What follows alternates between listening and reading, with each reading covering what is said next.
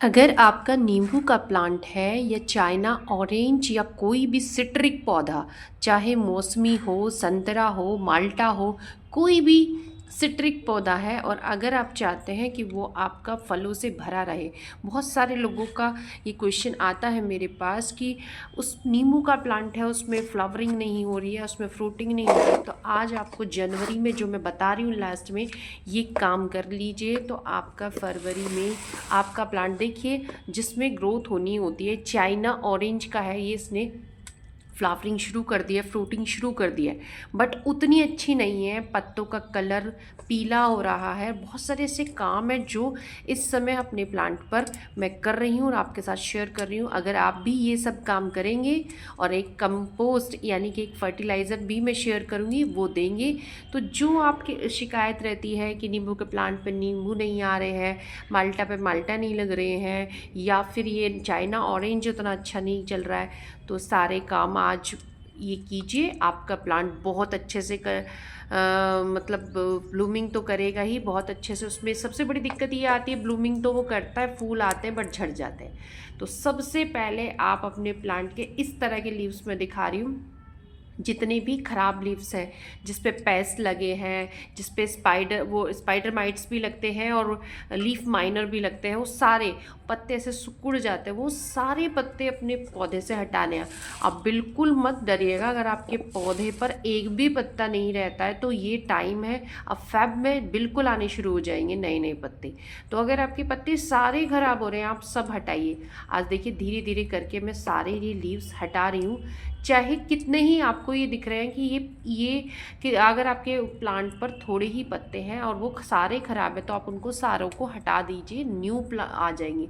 Otherwise एक भी पत्ता अगर आपने छोड़ दिया तो उसके अंदर लीफ माइनर और इस तरह के ये वायरस होता है कि ये सारे ही पत्तों में फैल जाता है। इसलिए सावधानी से आपको सारे ही पत्ते हटा देने हैं। इसके अलावा आप अपने नींबू के प्लांट्स पर जो जो भी स्पेंट हो जाते हैं, जैसे हम बहुत सारे, जैसे चाइना ऑरेंज का प्लांट है, इस पे से जब मैंने हार्वेस्टिंग की थी तो बहुत सारे ऊपर से ऐसे ही तोड़ लेते हैं, तो जो डंठल वो सब अगर ऐसा छोटा छोटा प्रूनिंग वाला है वो भी आप उस पे से कर लीजिए। तो देखिए अब मैंने यहाँ पे से ये पत्ते हटा लिए हैं और अब मैं वो छोटे छोटे जो डंठल जिस पे से वो सब मैं प्रून कर रही हूँ। आपको ऐसे सूखी लकड़ी, कई बार क्या होता है ऊपर से फंगस लग जाती है या फिर एक वायरस या ऐसा वर्म होता है। देखिए मैं दिखा रही हूँ इस तरीके से, वो तनों आपको लगेगा कि ये तो इसकी ब्रांच सूखती नहीं है, वो उसके अंदर ही कुछ ऐसा कीड़ा लग जाता है जो उसको तने को खाता रहता है और नीचे से उसको सुखाता रहता है। तो आपको उसको ब्रांच को कट कर देना है। और अगर वो ज़्यादा ही मतलब आपका प्लांट कुछ ज़्यादा ही छोटा है, मैच्योर नहीं है, तो उस पर हल्दी लगा लीजिए या फिर फंजीसाइड पाउडर लगा दीजिएगा कट करके। तो ये पत्ता ही जो आप कर रहे हो, इनको किसी भी प्रकार से कॉम्पोस्ट में नहीं डालना, बिल्कुल अलग डालना है। और ये आपके गमले में भी नहीं गिरने चाहिए। तो देखिए मैं सावधानी से जो भी गिर भी गया उसको भी मैं हटा रही हूँ। तो क्योंकि ये सब इनके अंदर ही इनके अंडे होते हैं और ये सारे प्लांट्स पे फैल जाते हैं और बिल्कुल भी प्लांट्स को सरवाइव नहीं करने देते। तो सबसे पहले तो यही आपको सावधानी पूर्वक जितने भी पत्ते हैं सब वो हटा देने हैं। डंठल जो सूख रहे हैं, आपको लगेगा सूख रहे हैं बट वो सूखते नहीं हैं, वो एक पेस्ट होता है जो उसे अंदर से खाता रहता है। देखिए मैं आपको दिखाऊंगी। देखिए इस तरह की मैंने जो जितनी भी ये लकड़ी, इस तरीके से आपके प्लांट्स बहुत हल्का, बहुत फ्रेश महसूस करेगा। ये सारी आप देखिएगा मैं कितने, मेरा चाइना ऑरेंज ने इतनी फ्रूटिंग की है, इतनी फ्रूटिंग की है, और ये 1 साल का प्लांट है और इसने मुझे ये हर मतलब पूरे साल ही फ्रूटिंग करता रहता है। तो अगर आपके प्लांट्स भी, और मैं यही काम अपने नींबू के प्लांट पर भी करूँगी, लेकिन उसमें ब्रोकली के अभी लगे हैं तो मैं उस पर भी करूँगी। तो मैंने सोचा आज आपके साथ शेयर कर देती हूँ, क्योंकि नींबू को लेकर बहुत ही क्वेश्चंस आ रहे थे। एक चीज़ का और ध्यान रखिएगा आप कि नींबू का जो प्लांट है ना, ऐसी जगह प्लेस कीजिए जो जहाँ पर पूरे दिन की धूप मिलती हो उसे। आप देख लीजिए इसकी कंपोस्ट की हम बात करेंगे, ये बहुत बढ़िया, या तो आप वर्मी कंपोस्ट लीजिए 1 kg, मतलब मेरा 1 साल का प्लांट है, 12 इंच के ग्रो बैग में है। अगर आपका ग्रो नया है, 2 महीने 4 महीने 6 महीने या फिर बड़ा, उसके हिसाब से तो 1 kg के करीब गोबर की खाद है। ये गोबर की खाद काली देख ली, काफ़ी पुरानी, तो या तो आप वर्मी कंपोस्ट दीजिए, गोबर की खाद। आपको नाइट्रोजन रिच कंपोस्ट देना है और इसमें मैंने 2 से ढाई चम्मच डाली है नीम की खली। 2 से ढाई चम्मच डाली है मैंने इसमें मस्टर्ड केक का पाउडर। और ये जो नीम खली और मस्टर्ड केक, देखिए ये तो नाइट्रोजन हो गया, पत्तों का काम करेगा, जो पत्ते अच्छे से डेवलप होंगे, ब्रांच। और एक देखिए ये मैं डाल रही हूँ इसमें 1 मुट्ठा, मतलब 2-3 चम्मच 4 चम्मच के बराबर सूखी हुई चाय पत्ती। ये मेरे पास है, अगर है तो डाल लीजिए, नहीं तो स्किप कर दीजिए। इसके अंदर ही बहुत अच्छी मात्रा में नाइट्रोजन होता है, बहुत सारे माइक्रो न्यूट्रिएंट्स होते हैं।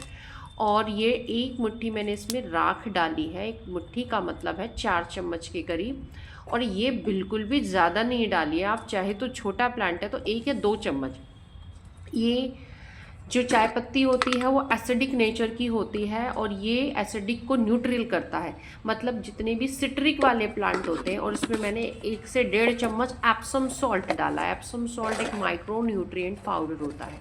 तो राख की मैं बात कर रही थी, राख एक बहुत, इसमें पोटेशियम होता है, सल्फ़र भी होता है इसमें, फास्फोरस भी होता है, और सबसे अच्छा होता है इसमें कैल्शियम कार्बोनेट, जो नींबू के प्लांट को चाहिए। तो आपको किसी भी प्रकार से हॉर्न मील, बॉन मील, इस तरह की चीज़ों को कोई यूज़ करने की ज़रूरत नहीं है। आप घर में जो ये चीज़ें होती हैं ना, ये बेस्ट होती हैं, इनसे मिलाकर कंपोस्ट बनाइए और फिर देखिए आपका कोई भी प्लांट चाहे सालों से फ्रूटिंग नहीं कर रहा होगा तो वो फ्रूटिंग करेगा। अब आप इस तरीके से देखिए, इस नींबू की मिट्टी को देखिए, ये मैंने कल ही पानी डाला है इसलिए आपको इतनी गीली लग रही होगी, अदरवाइज़ मिट्टी को मैं दिखा रही हूँ, खुरपी भी चलाने की ज़रूरत नहीं, मैं हाथ से ही देखिए ऐसे इतनी सॉफ्ट है।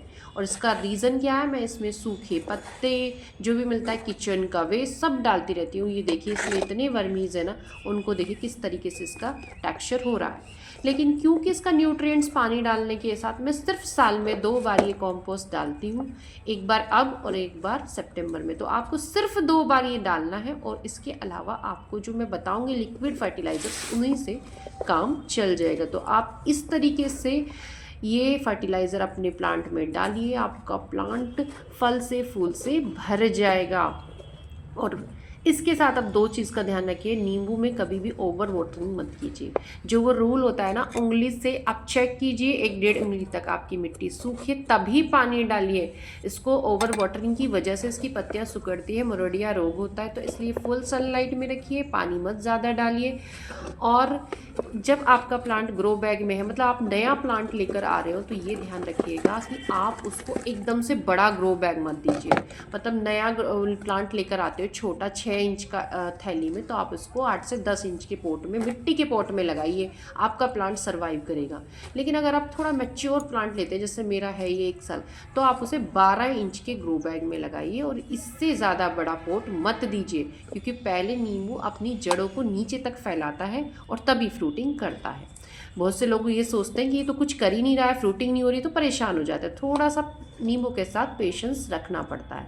तो देखिए मैंने आपको ये इन्फॉर्मेशन दी है और ये हर प्लांट, सिट्रिक प्लांट पे काम करेगी। तो इन्फॉर्मेशन पसंद आई हो तो वीडियो को लाइक ज़रूर कीजिएगा। चैनल पे आप पहली बार आए हैं तो चैनल को सब्सक्राइब कर लीजिएगा।